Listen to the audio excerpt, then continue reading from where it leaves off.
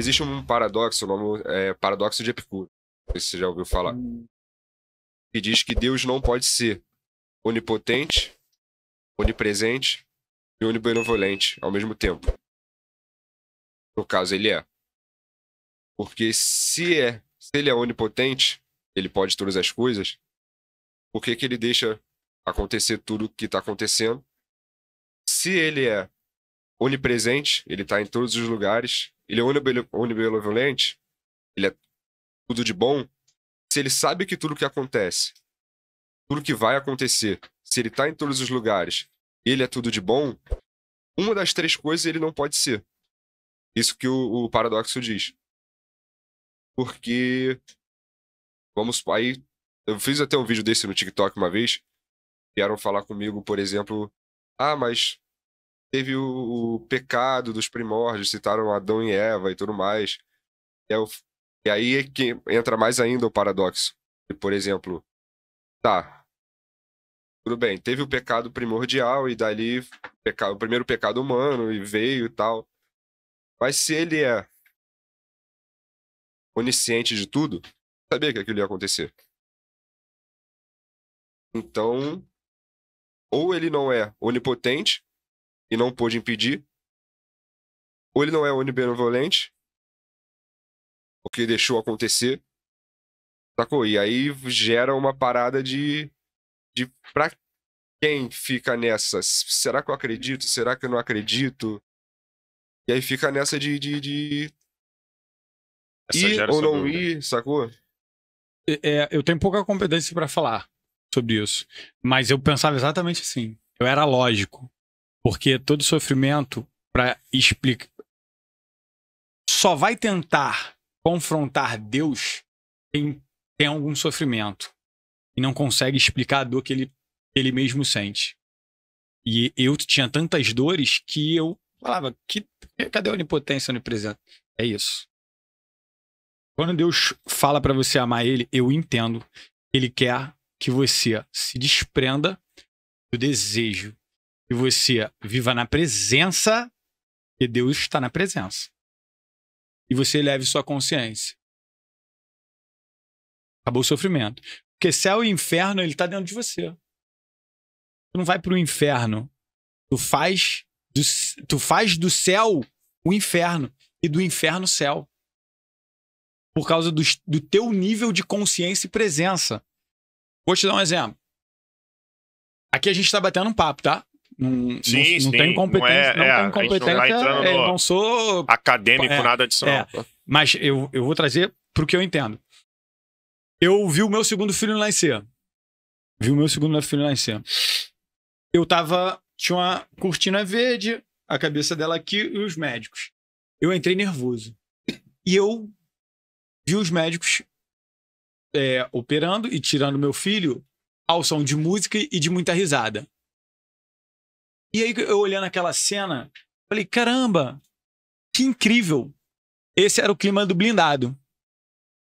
Esse era o mesmo clima do blindado. Eles estão tão presentes, conscientes naquilo ali que eles estão fazendo, que o lugar é leve.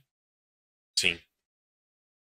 Leve. Se ele estivesse tirando meu filho ali pensando em outra coisa, ele vai fazer uma merda. Se ele não tiver consciente. Por que o combate ele é um lugar onde o policial se vicia e não sai? Ele traz pro agora. Eu não posso pensar em outra coisa. Traz pra presença. Quando traz pra presença, não tem sofrimento. Então tem muito cara que vai querer ficar no combate 24 horas viciado, porque ali ele se sente pleno.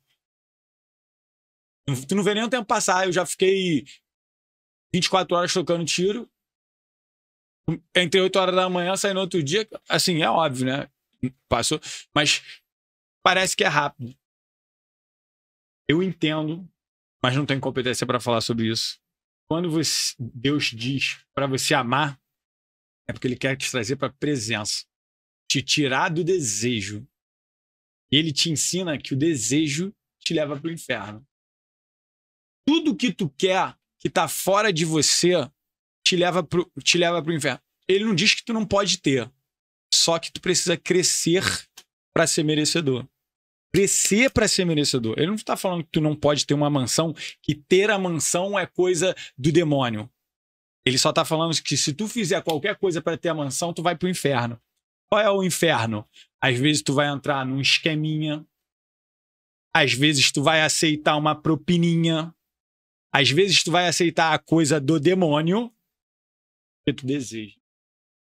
Tu não cresceu, tu não é merecedor daquilo. Quando ele fala de crescimento, ele está falando da tua identidade. Do que tu faz como ser humano para ser merecedor daquilo. Esqueminha é coisa de Deus? Não. Aceitar uma propina é coisa de Deus? Não. Passar alguém para trás para ter a coisa de Deus? Não. Só que você pode ter tudo se você estiver perto dele. Então, quando ele fala de céu e inferno, ele diz para você assim, se tu seguir por esse caminho, vai pro inferno dentro de você. E a partir do momento que tu aceita uma propina para ter aquele carrão, pode ser preso e ficar dentro de Bangu. Estou trazendo a história do policial, assim. Sim. Mas a partir do momento que você tem um charlatão... Vou te dar um exemplo. Vou te dar um exemplo do demônio tentando te vender alguma coisa, e não estou dizendo que é, mas só pegando o que o contexto trouxe. Se clonarem aquilo ali. Eu te chamo para fazer um curso comigo. Eu tenho 13 mil seguidores. Eu anuncio. Ninguém vem. Poucos vêm, né? Poucos vêm. Poucos investem para o crescimento pessoal. Se alguém entrar no meu Instagram hoje, clonar o meu Instagram e jogar ali, e se você fizer um Pix de 100, tu ganha 3 mil, um monte de gente vai. É Deus? Não. Mas tem um monte de gente desejando ter algo que ela não tem tamanho para ter. E não é tamanho é tamanho de crescimento, é tamanho de entendimento, é tamanho de... Cara, quem eu sou? Porque hoje a gente tem... Hoje tá todo mundo com acesso para ter. Mas por mais que você tenha conhecimento, não quer dizer que você vai aplicar o conhecimento de forma a ter aquilo. Então, quanto mais presença, mais consciência, mais você se eleva. Mais pessoas querem ficar perto de você, porque você vai... Eric Cartoli era um suicida até, acho que os 30 anos. E depois já arrastou também multidões quando ele entendeu o poder da consciência, da presença. Então, assim, quando a gente... Eu penso, eu sofria tanto que eu questionava Deus. E por trás de todo questionamento sobre Deus, tentando achar as coisas... Eu limpo, para mim, é presença e consciência.